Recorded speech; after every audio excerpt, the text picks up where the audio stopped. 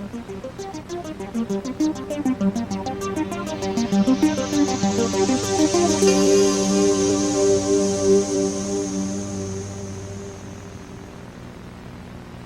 get your hand away from that camera. Hello, everyone. You're listening to the Kinocast. Oh God, he's gonna get us. He's gonna kill us. Taylor's gonna kill us.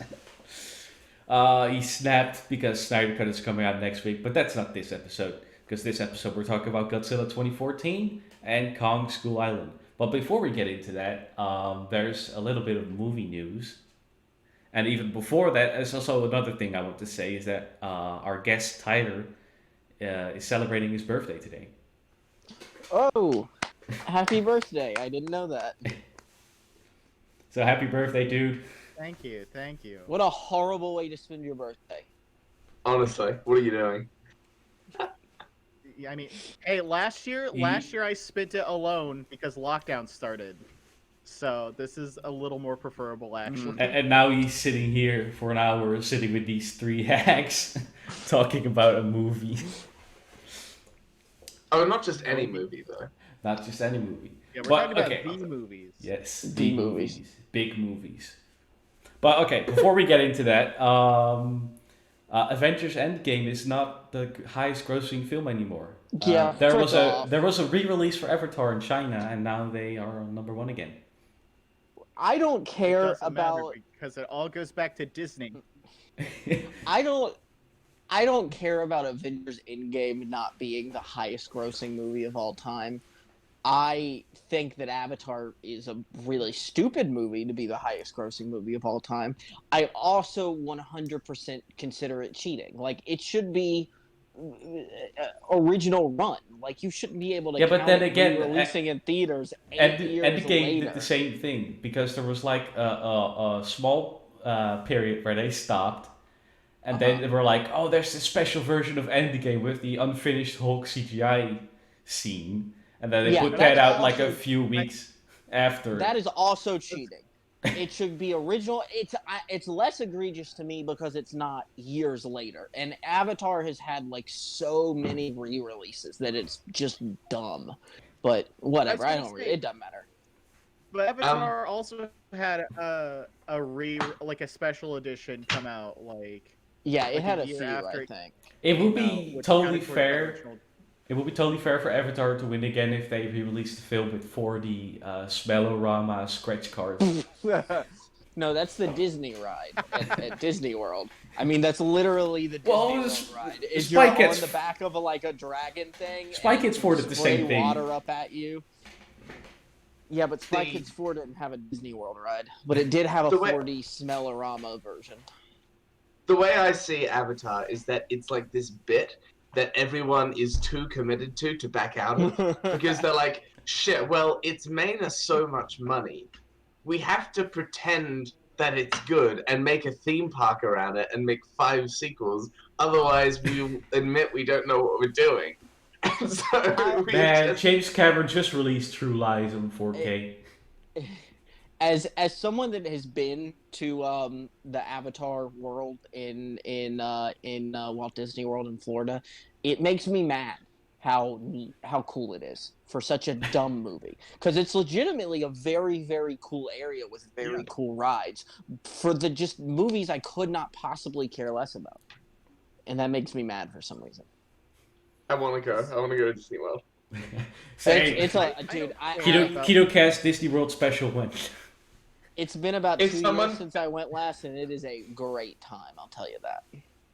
Someone paid me for a cat suit. Paid me to go to Disney World. Yes. Support us all. Fly us all over. Yeah. Support us all. Fly us over to like Disney World or something. Get us like a cheap hotel. I don't know. I don't give a shit. I just want to go to Disney World.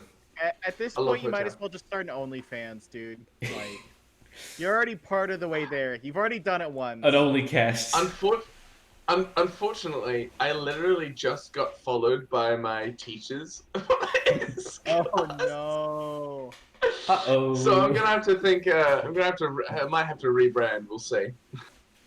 All right, so let's get into the big movie, Godzilla 2014, directed by that dude. Gareth Evans. Gareth Edwards. That structures his films like Orgasms. Edwards. Yeah, I just want to just give a quick prelude is that I love all of these MonsterVerse movies. I was never into Godzilla, and to a degree still am not, until they released the trailer for King of the Monsters, and then I instantly became a Godzilla fan. And I've still only seen the legendary like MonsterVerse films. I love all four of these, including Godzilla 2014. I really like this movie. I really like it too. It's really good. It's an interesting one. Okay, so you guys know about edging, right? Yeah. Yeah. I already agree. It's just not to go right there, but the two legendary Godzilla movies are two entirely different ways to jerk off. Now, the first one is very, very keen on not just delaying the orgasms, but delaying the delaying of the orgasms. It's very interested on building up, and then like it just lets go, and you're just left there like, come on, you can't do that. And then it like gives you a little bit more, and then it lets go again, and then it waits until like you're about to be like, okay, I need to leave. I've got like 5 minutes before my wife comes back, and then suddenly it like just completely like eviscerates you in like the final like couple minutes. King of the Monsters does the succubus, I will go until you're dead routine. So you know, different literally different strokes for different folks. Yeah. Honestly, Go ahead. I was just gonna say that is like the perfect description of it. Like that is the best description of this movie I've ever heard. Weird enough. It feels appropriate. Yeah, so thinking about this now, and that because the last and first time I watched this movie was right before King of the Monsters came out, because it was coming out, and I really wanted to see it, so I'm like, oh, I gotta watch 2014 now. But now seeing this movie in the context of a movie series, I think it's a fantastic way to introduce Godzilla.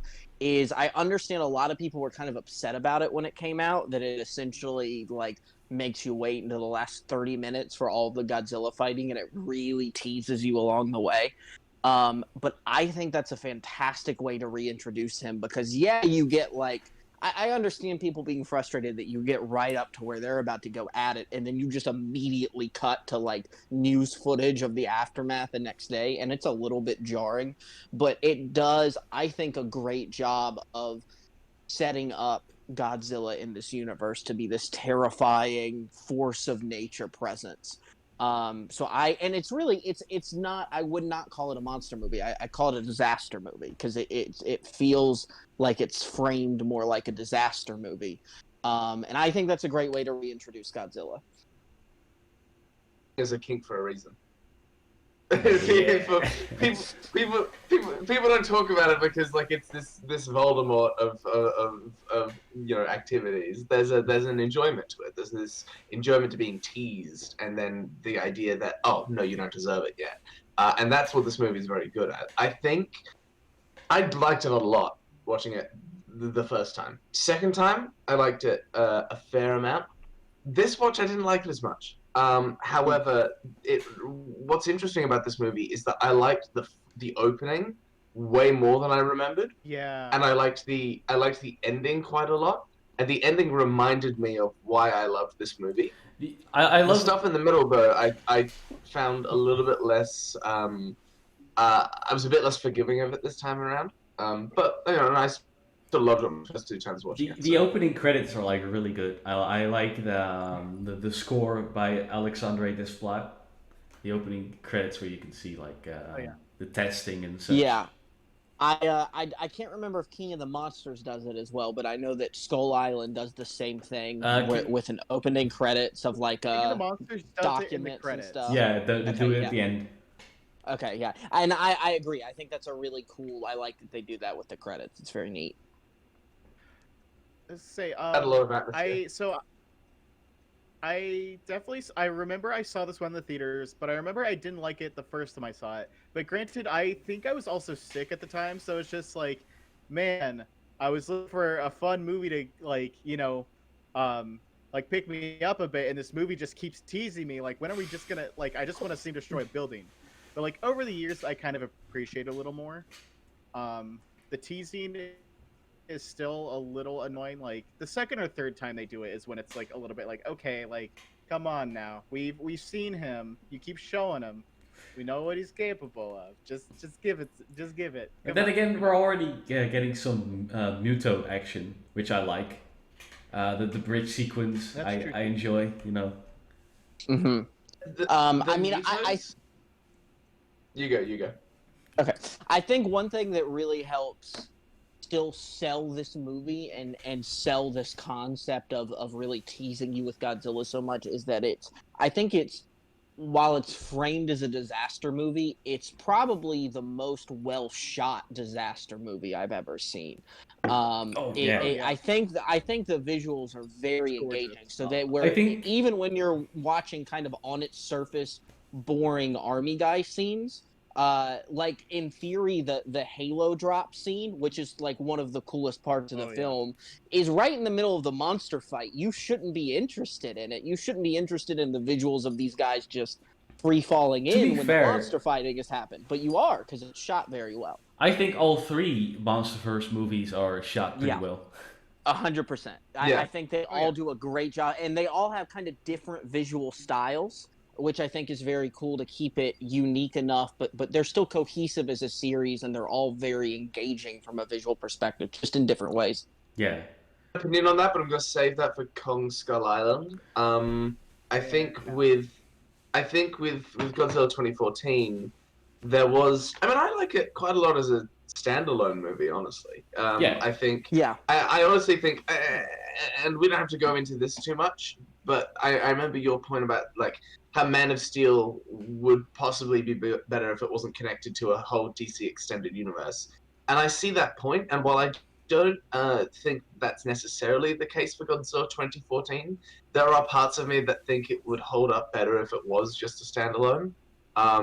And that's not to say it doesn't work as a predecessor to King of the Monsters and stuff, but I do think the tone is quite different from Kong and Godzilla King of the Monsters to the point where it is. It can be a bit jarring. Yeah. I was gonna say there was something I noticed watching these two movies. It's like I think they're also a bit reflective of like which years they came out and kind of like where action movies were. So like in 2014 we were still that kind of like muted color, like we take it very seriously kind of deal, whereas like King Kong a couple years later at that point it's like now it's a lot more colorful, like there's a lot more just kind of like crazy shit going on because it's like that's I don't know if you guys seen it, but it's getting a 4K Blu-ray release, and the regular Blu-ray release is very grayish. I think that's a problem with the transfer, but the new 4K is looking a bit more darker in some areas instead of very grayish.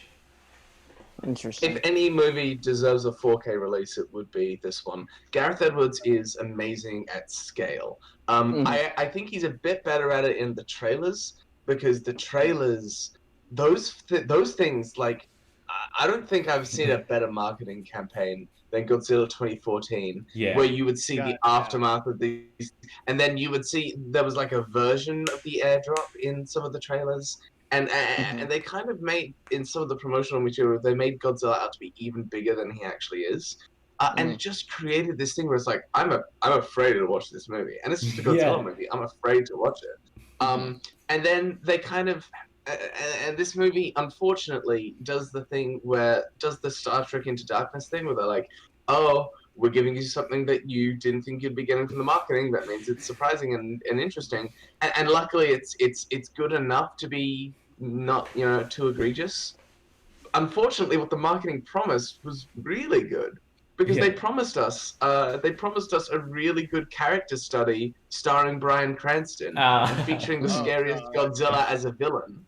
And then instead they're like, no, actually Godzilla's a hero, which fine. And no, actually Bryan Cranston dies a third of the way into the movie. We'll get back to that. but like, and then you've got two important parts of the marketing completely ripped away from the actual movie, meaning the movie needs to work extra hard to stand on its own legs, and I think it does manage, but only at the very end, because at the very end you're like, okay, this is what it's been building towards. But Exactly. without the quality of that ending, I think the movie would have been fairly disappointing, because I don't No, think yeah. yeah, I mean I agree. It does. That's the thing, is that it does pay off. It does by the end convince you that, like, yeah, we had enough leg to stand on. These action scenes at the end are that good. Like, they're worth the build up. Like, Yeah. it really just is that good. Which is, I think, a very big accomplishment. Like, I understand people not liking kind of the teasing and how much of that is absent throughout the whole movie, but I think it's a big accomplishment for them to set the bar or set your expectations so high for what this movie has to do by the end of it to redeem itself, and then it does that. It accomplishes it. Yeah. Mostly. One thing I will say, and then I'll hand it to one of you guys, is that I think my biggest problem with the movie is that it experiences a drastic tonal shift after Bryan Cranston's death, and we can talk about that specifically later, unless we want to talk about it now. But the big thing for me is that it turns from a character piece, kind of with a main character, into a very like action spectacle based piece. And you're right, the ending manages to make it work because that's what it's all been leading to, but Yeah. it does feel like it's a different movie from then on. And It, so we're, it we're kind of makes it following jarring. if we're following Bryan Cranston at the start of the film, and then after that, I don't feel like we're following Aaron Taylor Johnson. We're following the destruction that Yeah. these monsters are putting on their Yeah, path. I could not give less of a shit about Aaron Taylor Johnson. No, nobody really does. I'd yeah. like to, before we move on, I want to point out the just quick elephant in the room, which is that this movie came out the same year as another movie, Age of Ultron, in which Aaron Taylor Johnson no, and Age of Elizabeth Olsen play siblings. Age of And in this Ultron came out in movie- 2015. So. Was it 2015? Okay, well, it's Yeah. still very close to each Yeah, other. it's still close. I And still remember so being there weirded was- out. Yeah, there was. I remember a lot of discussion back then of like, oh, this is just kind of odd how close these movies are releasing, where they're playing characters with very different relationships. But anyways, But Too different if you've read the Ultimate comics. Oh god. Probably some sick Joss Whedon joke. yeah. No, but I was gonna say, going back to Bryan Cranston, I think that's like a part of the reason why the movie kind of drops in the middle for sure, because it's like we spend so much of the beginning following him, and God, he is just carrying that movie at the beginning. Yeah, exactly. Like, he's doing so much heavy lifting with his performance. So then when you kill him off a third of the way in, it's like, well, shit, the one person who in this movie who was like giving it 110% is gone. You just killed like a lot of the energy your movie just had. Yeah. Yeah, I I think, guess we should talk about this now. I just think because they might have killed him Yeah. because A, they probably didn't know how to move him forward, or B, they just wanted to focus a bit more on the monster destruction. Bri- And see, Bryan I Cranston- don't- I understand. Like, I don't have a huge problem with it. I was pretty much. I only vaguely remember seeing some marketing for the movie when it came out, and I didn't watch the movie for like 4 years after it came out. So my experience with the film is just pretty removed from any expectations and from any marketing. And I definitely think I definitely see it being a bit of a disappointment because they could have gone in really cool directions, keeping it as a character study of him. I don't personally have a huge problem with it, but again, I also wasn't like led to believe that was ever an option in the first place. So Yeah, I do remember the marketing, and I think that again that back then and why it's not as bad as now, and it's removed from it. Because yeah, back then it was like we got Bryan Cranston for this shit, and he's like, this is going to be intriguing at the very least. Like even if there's not much Godzilla. He had just come off Breaking Bad, so people were looking for the next Yeah. big thing he was doing, and Godzilla was the next Yeah. big thing. And then you would see him delivering in the promotional material a performance that kind of seemed on par with what he was doing with Walter White, except completely different, you know? And so you're like, oh wow, this is Bryan Cranston in a role where he's not being typecast, but still delivering an all-star performance. And they've managed to fit it in a Godzilla movie. And Godzilla looks fucking terrifying. What's this movie going to be like? And then for the first bit, you get this amazing performance from Bryan Cranston, who treats this movie like it's a fucking like it's Breaking Bad. Yeah, like he's acting his heart out, and you're like, holy shit, he's giving this movie like, I'm thinking of the actors in King of the Monsters, and I don't think anyone gives it half as much effort as Bryan Cranston. Ken Watanabe. I was gonna say, yeah. I said even in this movie, there's like a lot of people not really giving it their all, and so it's like, yeah, he really was like pulling a lot of the way in this movie. And then he dies, and it's like this. You can do so much with this character because he's had so many little things set up that you can do with it, and it's just cut short. You have to think. Imagine if we followed Bryan Cranston, but Aaron Taylor Johnson got killed. Yeah, thank you. Yes, I want movies for Aaron Taylor Johnson. Maybe we could just recast him with Evan Peters. That'd be nice. We'll put in a boner joke. One thing also, this is a slightly important thing I didn't mention about my experience too, is that I also why I don't think this bothers me quite as much is that I also knew that he was going to die. By the time I watched this movie, it was such a talked about thing where, like, because people were mad about it, so I knew about it. I knew he died, so I really didn't have any expectation of what he was doing. And I definitely still felt and still do feel like this, like, oh, well, yeah, that kind of sucks. They could have done more with him, but, like, I don't really care because I knew it was going to happen. And I don't know. I think that just that's one of the reasons this movie again works even better now, removed from any marketing, removed from expectations, and as just the first and now a line of 4 of these movies, because I think those expectations are where a lot of the problems come in. Although I do concede, like, I still see what you guys are saying. I still admit, like, there's definitely flaws here, but I think they're more so exacerbated by the marketing. That's fair, but can you imagine Bryan Cranston doing Kyle Chandler's lie in King of the Monsters and Godzilla? Shit. Yeah. Like Bryan Cranston comes out like, Godzilla's hurting people and we don't know why. Imagine if Bryan Cranston, of all people, delivered that King Gonorrhea line in King of the Monsters.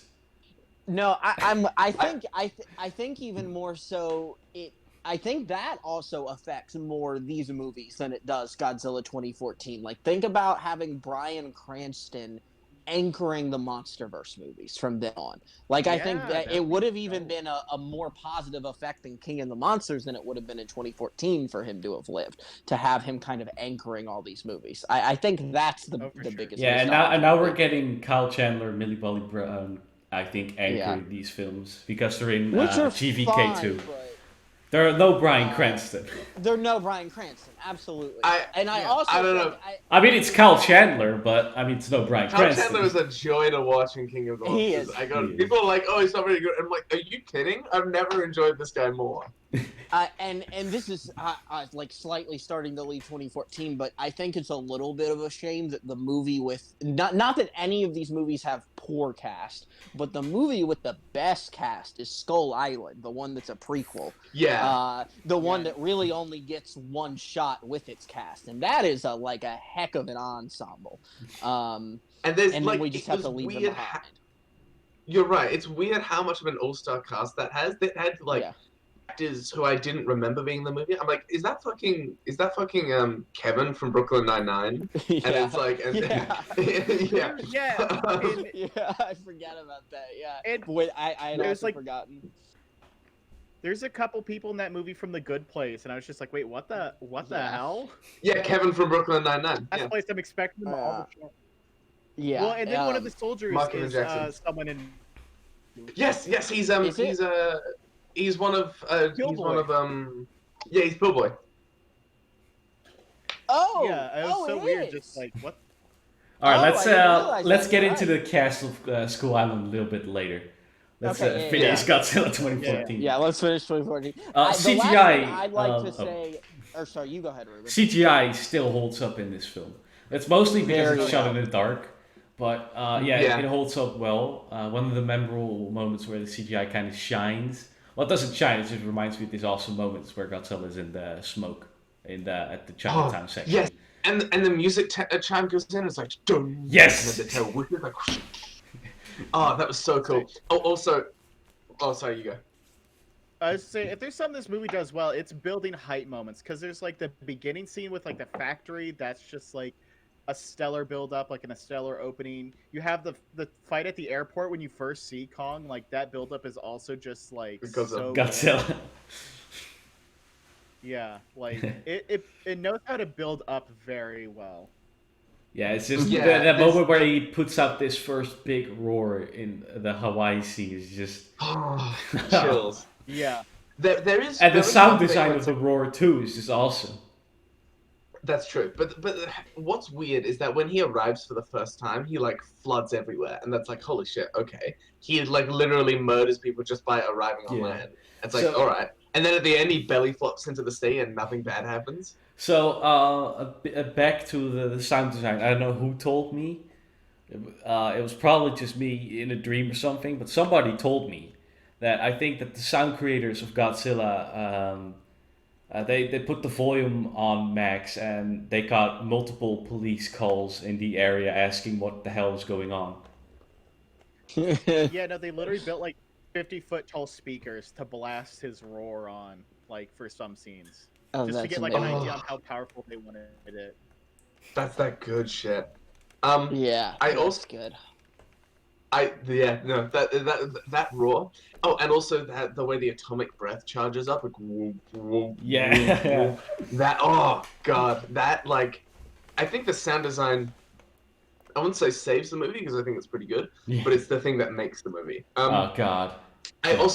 We mentioned the Mutos earlier, and I just wanted to talk about them for a minute again. Okay, The Mutos- one thing real quick, Nick, is I have one last thing to say about this movie, and it's the Mutos. I really like the Muto design, and I just wanted to bring. I wanted to be the one to bring it up. You were starting to bring it up, so I just wanted to make sure that I. He brought wants it up, to- he and wants then to you sound said smart. it. Of course. Well, sorry. I want to say, I just want to say the Mutos would be one of the best Godzilla kaiju if they didn't have the name Muto. I think any Yeah, other it's name would have kinda been better. The I'm name fine Muto with it, is but it's probably kind of dumb.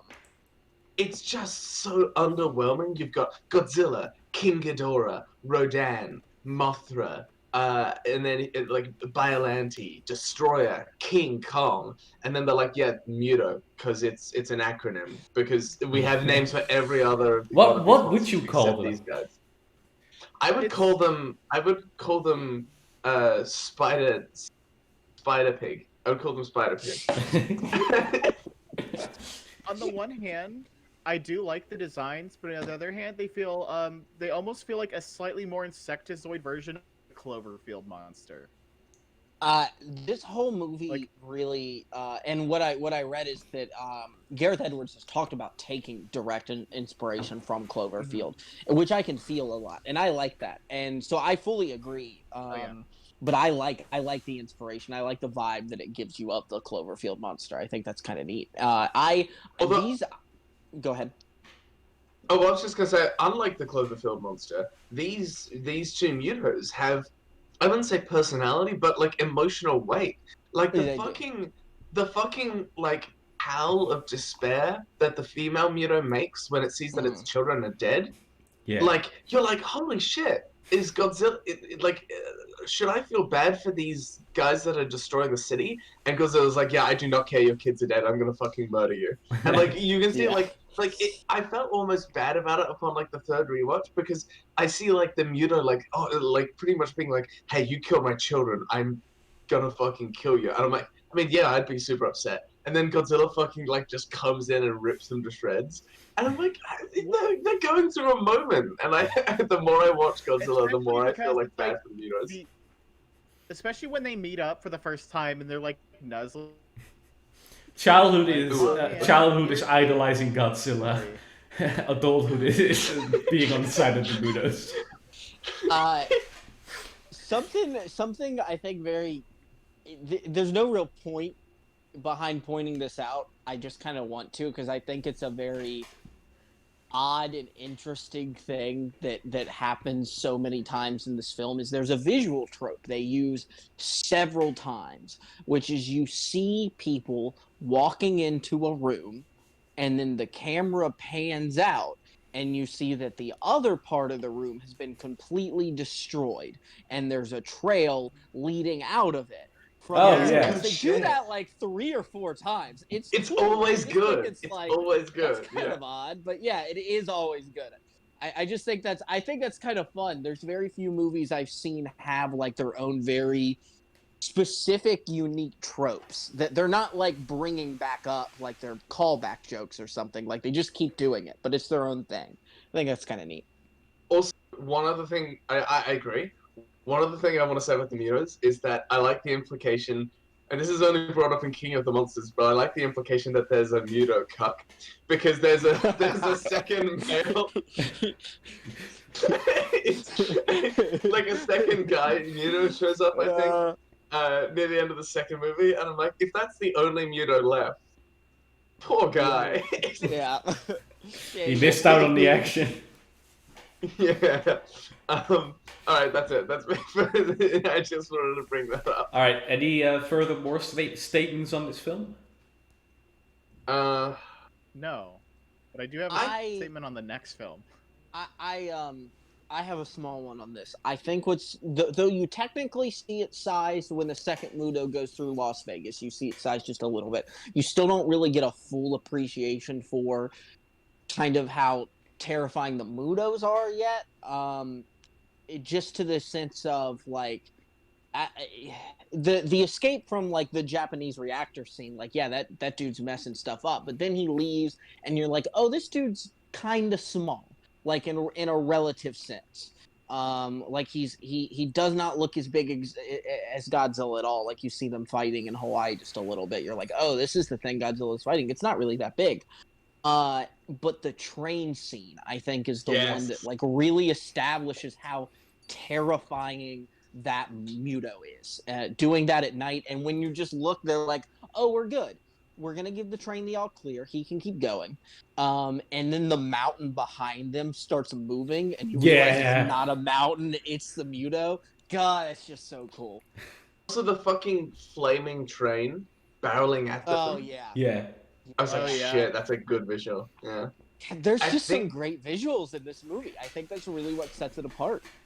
And this is the thing. It's like this movie has some stuff that it doesn't carry over to the other movies, which is that sense of scale, that sense of, I wouldn't say realism, but it's definitely a bit more grounded than the other ones. Exactly. And that kind of that pacing, which I don't think we're going to get again in a Godzilla movie. So in that sense, I really like this movie for being quite unique. I don't think we're ever going to get a clever, the cleverness of the cinematography in this film.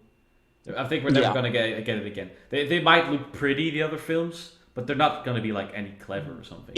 Even Shin Godzilla, which I'd argue is one of the best Godzillas ever, the way that movie's shot isn't particularly clever. It's just well done. I have seen some pretty clever cinematography in Adam Wingard's movies before, so I think there's potential for Godzilla vs. Kong to do some neat stuff.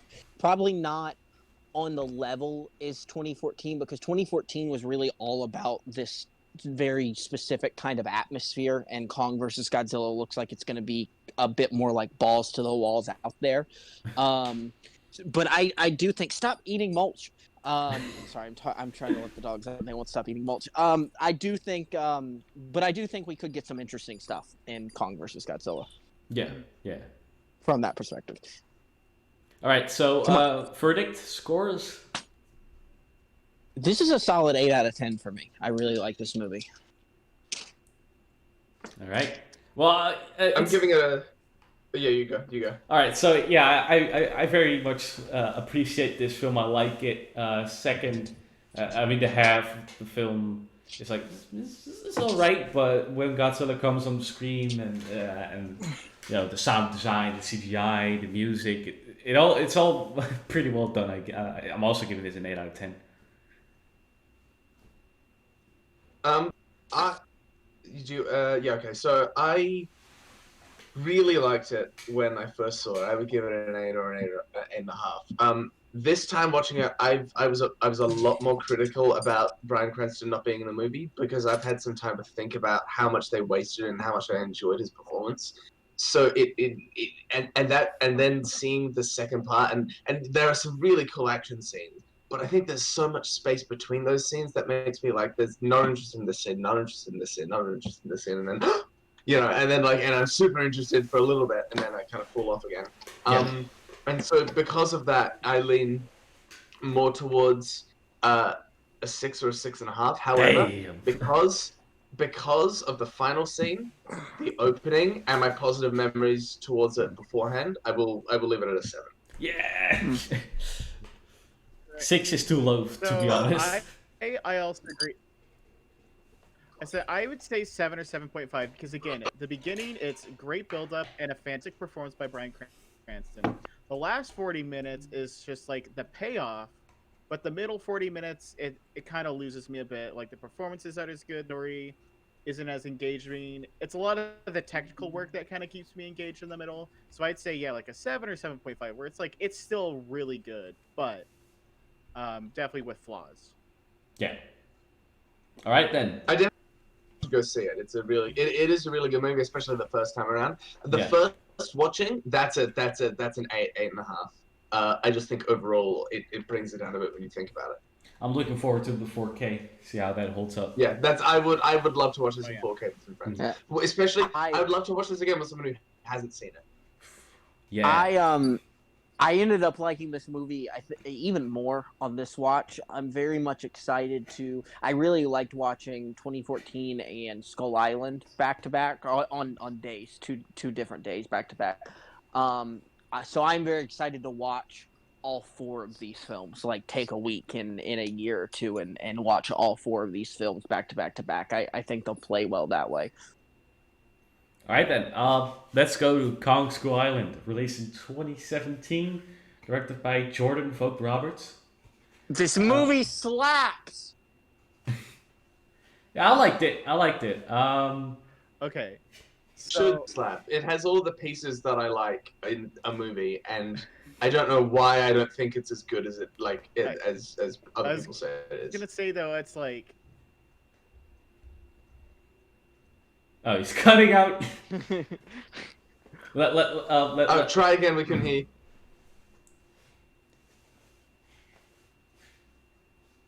Hello. Hello. Earth to birthday lost boy. time there. Hello. Okay. We're trying. No, we're trying. I was gonna say. Okay, you'll hear me. Oh shit. Press F. Okay, we good?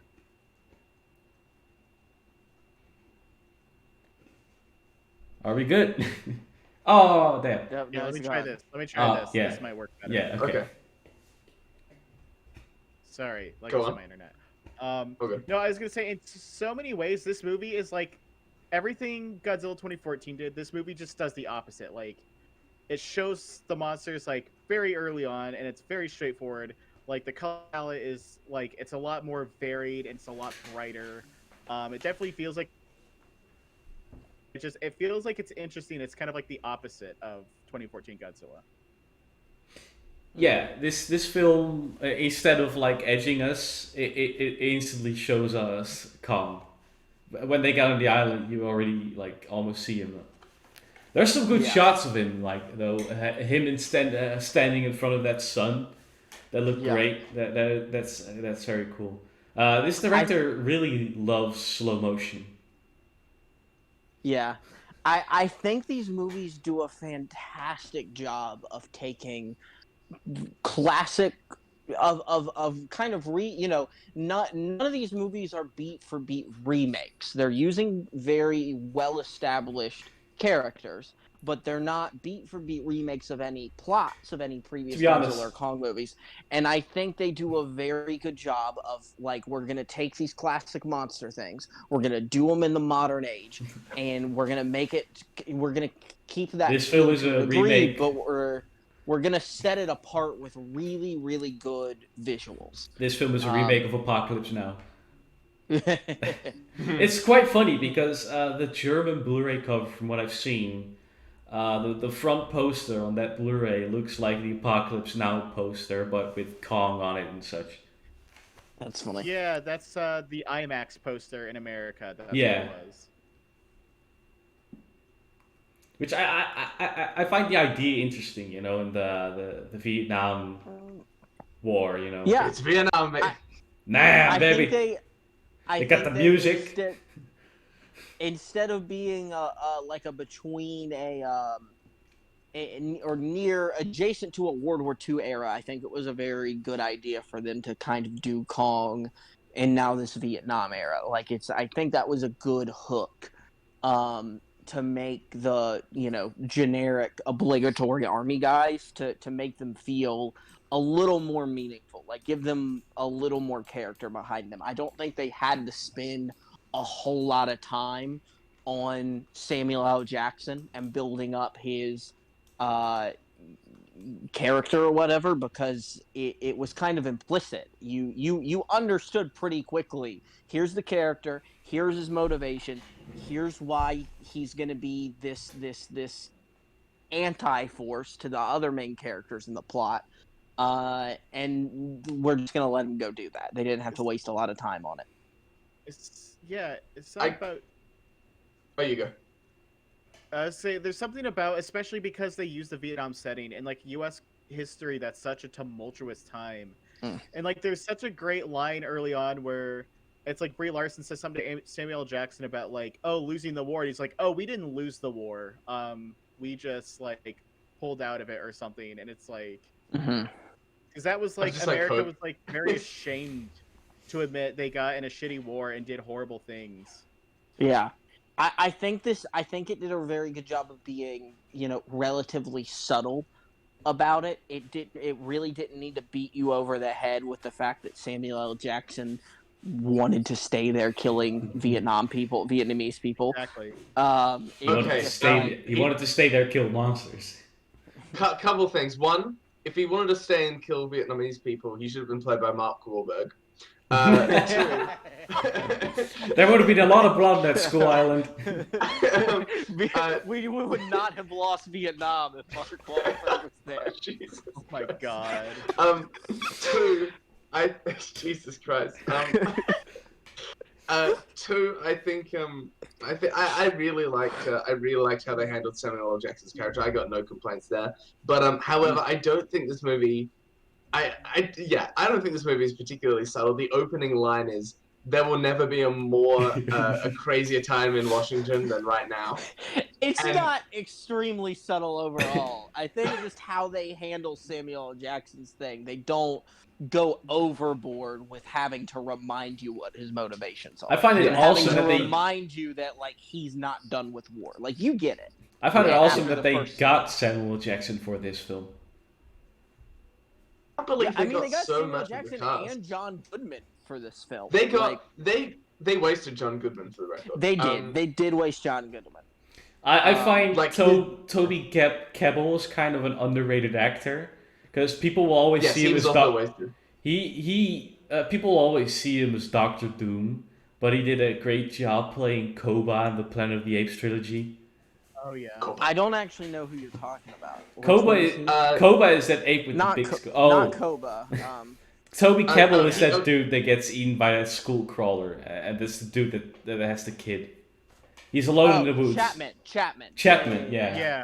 He was Doctor Doom? He was Doctor Doom, and he was terrible. He was a gamer. Oh, you're talking about in 2014. Or 2015. The new Fantastic Four. The Fan Four Stick. Yeah, Fan Four Stick. Yeah, okay. For some reason, I was thinking about the mid-2000s Fantastic Four, and I was like, I don't think he's old enough to have done that. No, Anyways, one thing I really like about this movie is that people live. Uh, Yeah. I have this thing where as I've gotten older, like, and have consumed so much media, I am more averse to grim endings. Not as a blanket rule. They certainly have their place and they work in different places, but I kind of hate watching just horror, thriller, whatever films now and just like, oh yeah, everybody's just gonna die for stupid reasons. Just as a very quick aside, in the movie, I watched the movie Sunshine recently, where pretty much everybody on the crew just dies throughout the movie for kind of dumb reasons. I'm like, you didn't need to do that. Like, why can't these people just live? What's the point of killing them? So that's just this like weird little personal bias I have now, and I really like how I don't feel that way with any of the deaths that happen in this movie, and with like one or two exceptions, pretty much everybody that isn't a douchebag lives. And his audio cut out.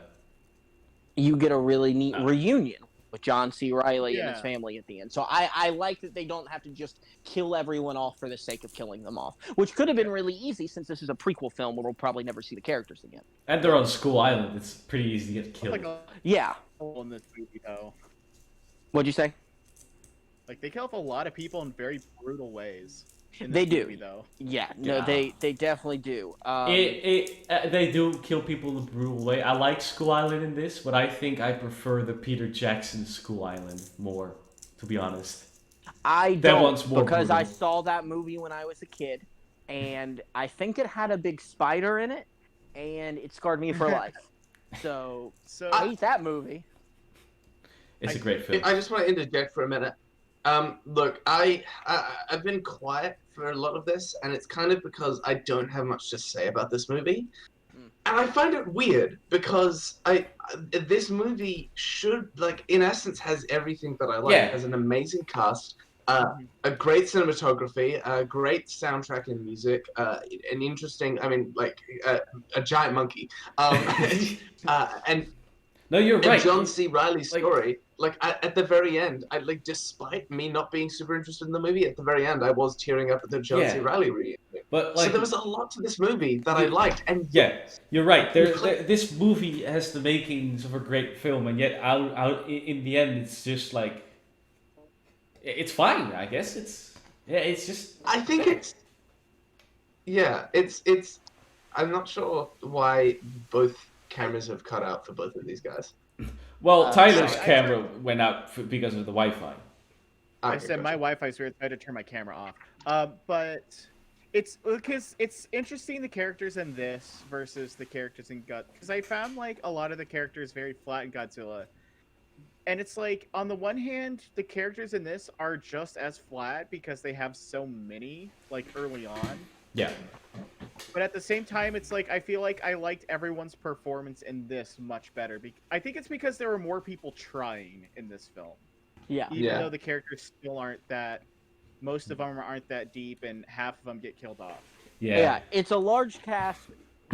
Most of them don't even have a lot to do, but it's weird how it's weird how much I don't think that's a flaw in this movie, or like I don't Yeah. feel that being a flaw. They're all putting in good efforts. They're all not. The movie isn't trying to get more out of them than what is there, so you don't feel like a lot is missing.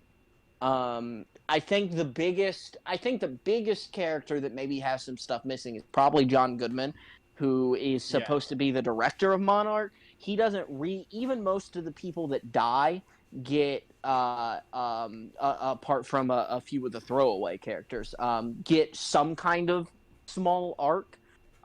John Goodman just like he's just kind of there on the island most of the time, and then eventually just dies. Good I scene. don't- He has a good scene with Samuel L. Jackson when He Samuel L. does, Jackson puts yes. a gun at him, and then that's never followed up again, and his death is so Yeah. underwhelming. Yeah. Because So I like, think if I had to give this movie one flaw, it would be that. But I don't really have any other big complaints. yeah, stopping a moment to talk about John Goodman. His arc is really weird because he starts out kind of like this movie's version of Bryan Cranston. But then, like, when he has the talk with Samuel L. Jackson, you're like, oh, is he kind of more of a shady character than we expected? And then he dies, like, Yeah. about 20 minutes later. And so Yeah. it's like, it feels like they set up a lot for him than they didn't deliver on. Yeah. Yeah. Yeah. No, I It's like- agree. Had to go to the bathroom like during filming, and they're just like, you know what, it's fine, we can call it there. Yeah. And it's a stuffed movie. Like, there's a lot of characters. There's a lot of stuff they have to get through. I don't know that this would not make it worse, but maybe it would be too long and bloated at this point. But I wouldn't mind an extra 15 to 30 minutes in this film. I where you get would. to I flesh don't think. Yeah. this out or I think I also would mind. I think this movie was too long. Anyway, Yeah, honestly, it was Really? even it was barely scratching 2 hours, and it kind of felt long, to be honest.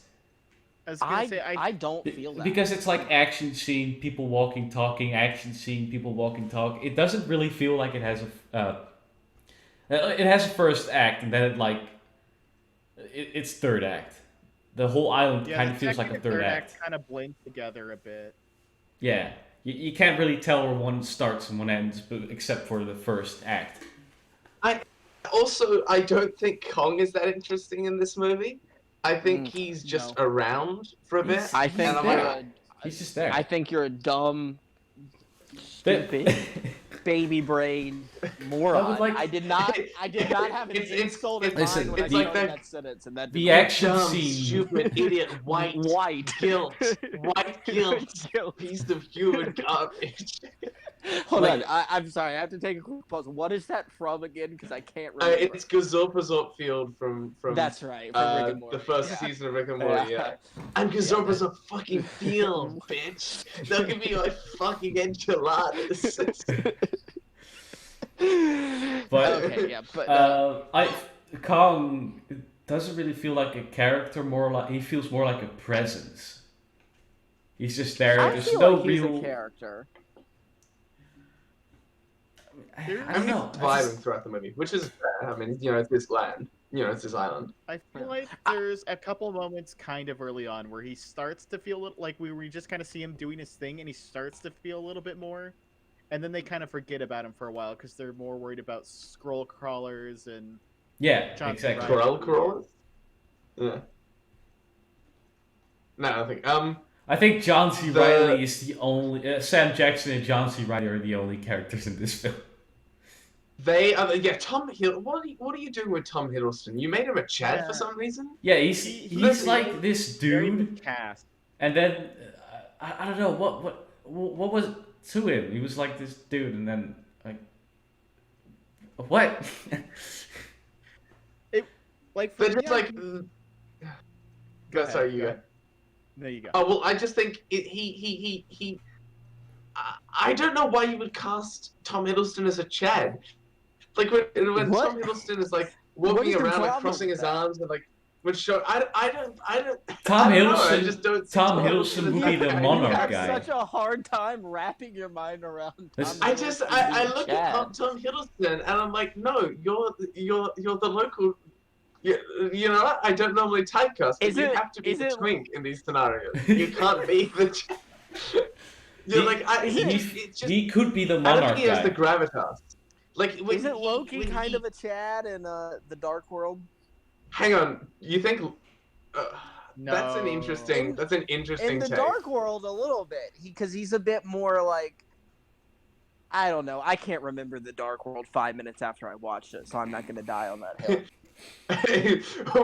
we make our own Thor: The Dark World where Loki is like this huge buff Chad and like He and slaps Thor Malekith. is like the God I wish that were me guy. Chad It's just the Loki whole- versus the Virgin Thor. Yeah. The entire movie, like we just make it up as we go along, and then whenever someone tries to reference it, we're like, "No, I like Yeah. that movie. Yeah, the version I made in my head was just fantastic." It eventually cavalcades into us just like making up a cuck subplot where Thor just gets cucked by Loki, and we just act like that's in the movie. I don't know. I'm going down a real rabbit hole here. I'm I sorry. can Okay, see we, that. we don't want to turn it into Zack Snyder's Justice League Part 2. So, yeah. So my larger point is, Oh yeah, I have a really stupid analogy for that. I'm gonna say that to the Snyder Cut.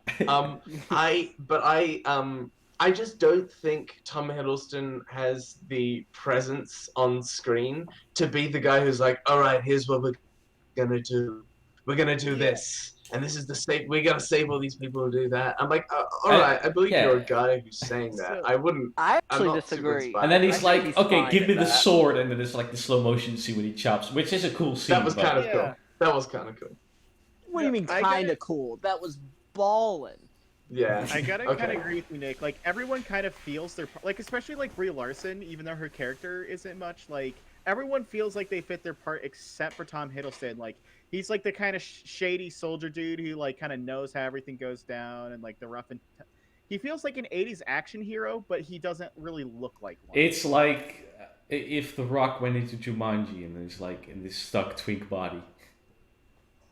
Yeah, and it's just like it didn't quite sell to me. I think he worked fine, but I get what you guys are saying.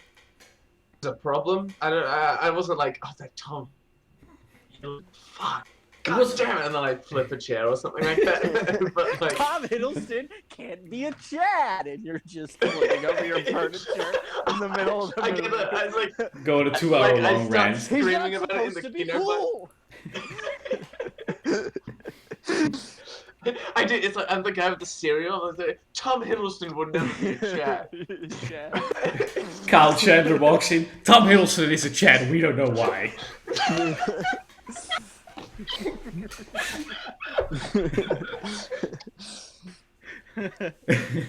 Yeah, that's it. You hit the nail. Is this gonna be our running gag for all the podcast episodes? Kyle Chandler.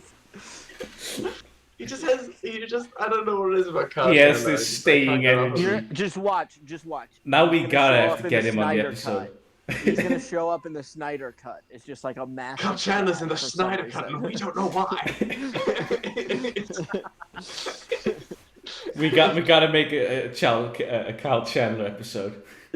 What would Kyle Chandler? Who would Kyle Chandler play in the DCEU? I think he would. If Ted if Cord. I would. Ted Cord. No, I I can see take it. that back. If Commissioner Gordon wasn't taken, I would enjoy him bursting into GCPD like the Joker's broken out of Arkham and we don't know why. Batman and Superman are fighting and we don't know why. All right, I think I'm done talking about Kyle Chandler. Yeah, let's That's me. let's That's my save him. forehead. Let's save him for King of the Monsters. God, I'm- the monsters. Oh, in I'm this so movie. excited to rewatch that movie. I've rewatched it like twice recently. I don't need to well, actually, I don't need to rewatch it again, but I will. But like, Let's save that for that I episode. think, I think with Kong Skull Island, the big thing I want to talk about, which we've talked about a bit, but I want to come back to it. John C. Reilly was fantastic. I think Yeah. John C. Reilly just He- the fact that he did a a good movie job. I wasn't interested in managed to make me like tear up at the end because of him meeting his family again. That Mhm. tells you that they did something really right with this character. Yeah. Mhm. It was also filmed very well. That in scene with him, with the like, I don't know what words to use to describe it, but it had like the kind of film reel thing going on, and just some like Yeah, it nice felt music like it playing in the was like background. It was And 70s home video. Well, I you know, wouldn't- and it Yeah. felt very I wouldn't It's call like, it- It felt like a documentary crew kind of followed him to his house to show that reunion. Like I really wouldn't call it like, filmed well, but it's a nice touch, adding that film feel. I think John C. Reilly overall. The flashback was all right. I think. Oh yeah, let's talk about the style a little bit, because going to Kong Skull Island from Godzilla 2014 to me is quite jarring. Not to say that I think John Vogt-Roberts has a wonderful style in this movie. I don't know why it doesn't gel for me because there's so much about it that should. The fucking Richard Nixon bobblehead carrying over with the helicopter, that's such a great motif. Yeah. But like, and the way he does it, that's all really good, and I can definitely see why they chose him for the Metal Gear Solid movie. But like, I also think it kind of it kind of changed my expectations for King of the Monsters and Godzilla vs Kong drastically, which I think ultimately is what they needed to do because they weren't going to keep going with the Godzilla tone. But it definitely was kind of jarring to jump into it and be like, oh, so we're not doing a kind of grounded universe. Yeah. We're doing like this is as ridiculous as you would think it is kind of universe. Yeah. Which is fine. It's just very different. It's odd how Warner Brothers chose this director. He didn't make like any big films. They were like, we need somebody cheap, so we'll pick him, and he delivered at points. He kind of did. Mhm. I like his style. One other like completely meaningless thing I want to mention is just there's a lot of Marvel actors in this movie, which I just think is kind of funny. Redditor spotted. Shut up. Tom Hiddleston, Oh, do you Brie like the part where Larson, Loki's in the film? But it's kept the Marvels there too. It's insane. slap you in your stupid chinless face. Tom Hiddleston, Brie Larson, Samuel L. Jackson, John C. Reilly. There's just a lot of oddly. There's just a lot of and maybe we're just at that point now, or there's so many Marvel movies and so many actors in them where that's just gonna happen. Kyle Chandler Marvel movie. The same casting director as all the Marvel movies. Sarah Haley Finn Wright. Oh, okay. Well, I remember seeing that name a lot. I see that name everywhere. She's good at her job. I'll give her that. She really is. Yeah. It's I mean it's a good. I mean this movie has such a great cast, and this is the thing. Like I think a lot of them, like you guys said earlier, are a little bit wasted. I think Toby Kebbell is wasted. I think John Goodman is wasted. I think Mark Evan Jackson is deserving of a better role than he got in this movie. Who is that again? Is that the dude that gets slapped away by the skull crawler? He gets stepped on by Kong. He's like, oh dear, and then Kong steps on him. Because he's like he's one of like kind of the scientist guys. Oh yeah. And he's kind of sassy, and he's around for slightly longer than you would think because he's not really a character. Are you talking about Kevin from Brooklyn Nine-Nine? I'm talking about Kevin from Brooklyn Nine-Nine. I think he's a slightly better actor than this movie gives him credit for. I should also call him God, what's his name in The Good Place? Sean. Sean. Yeah. I think, I would have liked to have seen him kind of flex his muscles a bit more. I liked all the soldiers. I thought they were really good. I think probably my favorite little moment from the movie is when that one soldier who's also in Joker and Death Note has the 2 grenades, and he tries to sacrifice himself to kill the Skullcrawler. And he's like, "Come on!" And then instead, the Skullcrawler fucking hits him with the tail, and he blows up against a mountain. That was like, I was like, "Shit! This guy has a rough go of it," and I feel bad. For him. That was like half the deaths in this movie. You think they're gonna like do some cool shit, and then it's just like, "Oh, whoop, nope, okay, never mind." Yeah. What do you guys think about that kill with the giant spider where the thing goes right through his mouth? Oh, God. That is a fucking brutal. Cannibal Holocaust like homage. Oh, I mean, I liked it. Obviously, it's Skull Island. Yeah.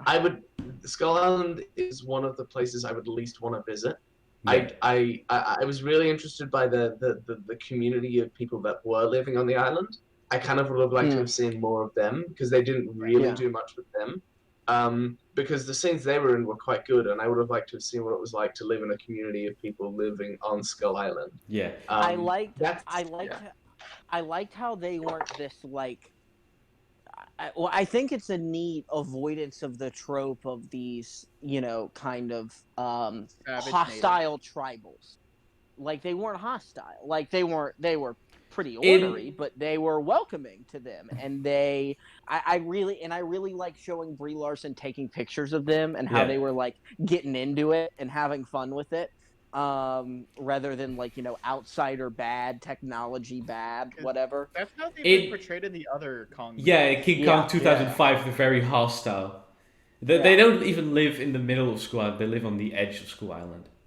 Yeah.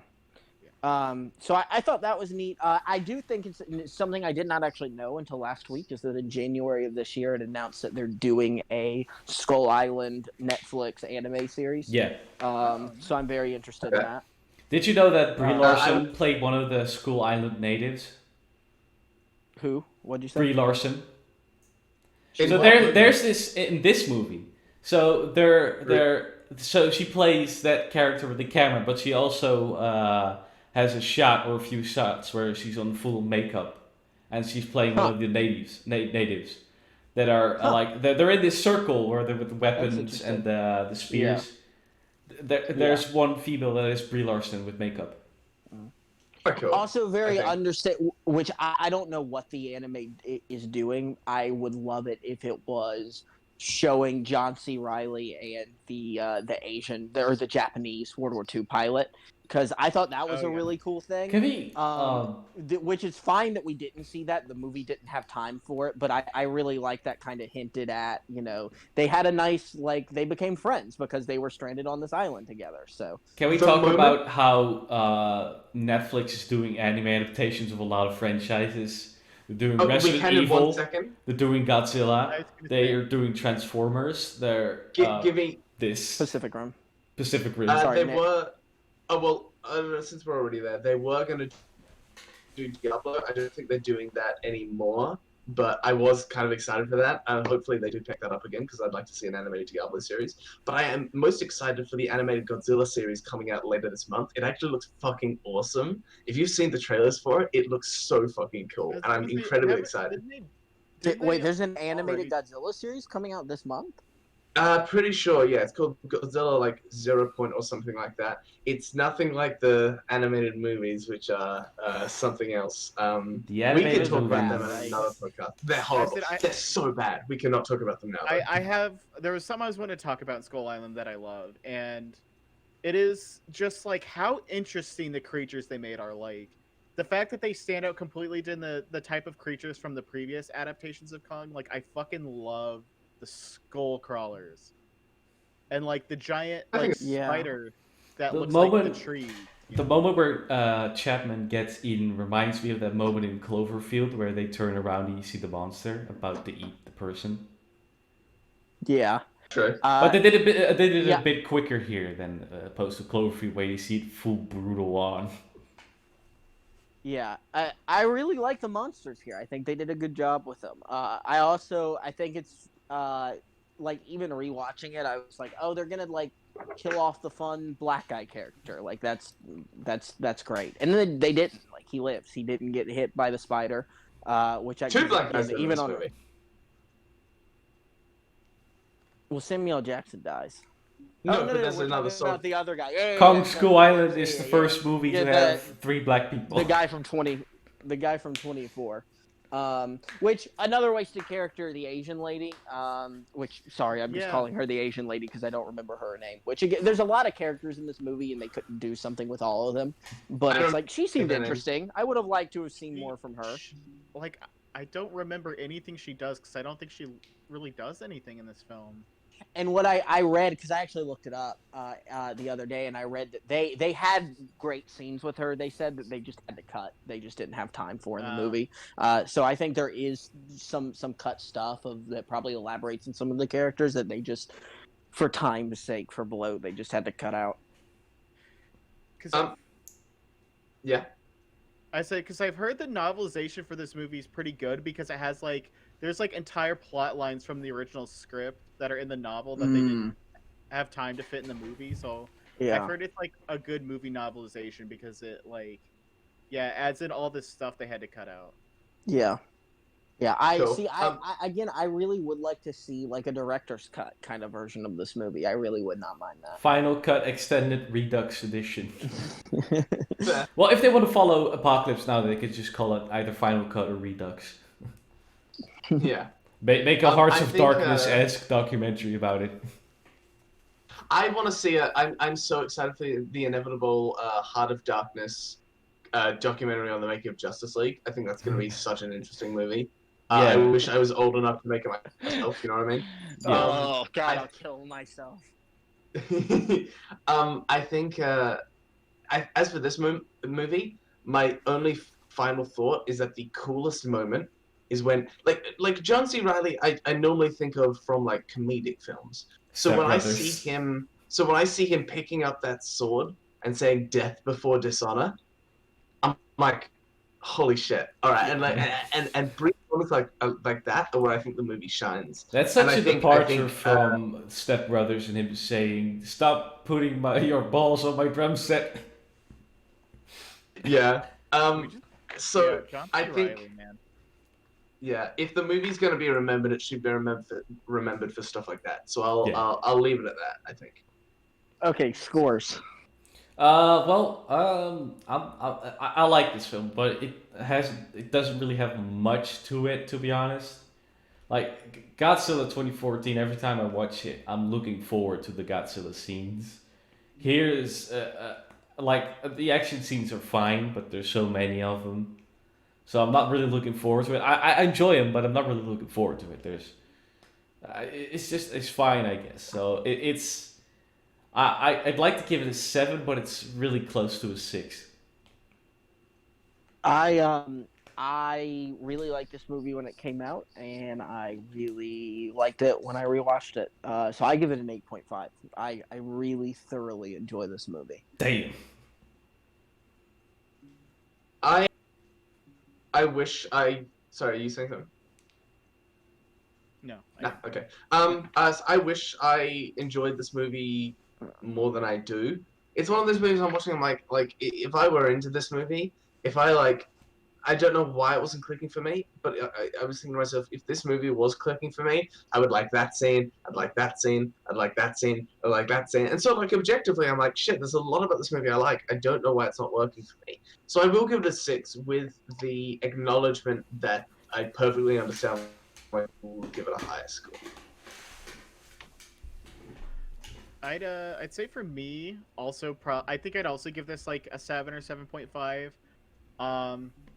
Like I like it about as much as the 2014 Godzilla, but for different reasons. Like I like them both about the same, but they each have the things I like about them that the other one doesn't do, and just kind of how much they stand apart from each other. Fair. Yeah. Yeah. So I guess that's it. I think we've done a pretty good job of that. I think that those two movies are. I mean, there's less to fight about with those two movies. I mean, people generally don't get into huge arguments about Kong Skull Island, as opposed to the next movie we're doing. There are arguments also about Godzilla 2014, not as much as That's true. King of the Monsters, but Yeah, and I'm excited